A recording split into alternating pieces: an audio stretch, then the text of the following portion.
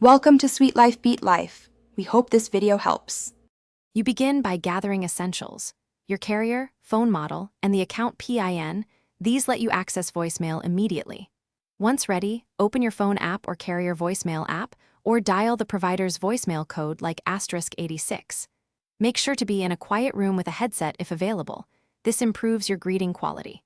Start the setup process now so you don't lose momentum, and pay attention to prompts that tell you when to record or set options. You'll now follow the voice prompts to configure core settings. Enter your PIN, choose language, and set playback speed. These affect usability.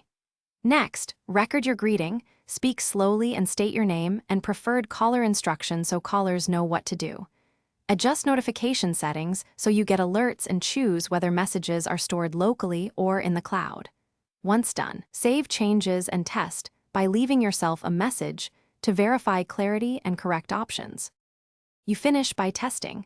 Call your number from another phone and listen to playback to confirm recording, PIN entry, and message storage. If something fails, reset your PIN or password, verify voicemail is active with your carrier, and restart your phone. These steps resolve most issues. Make sure your greeting is concise, under 20 to 30 seconds, and re-record if audio is muffled.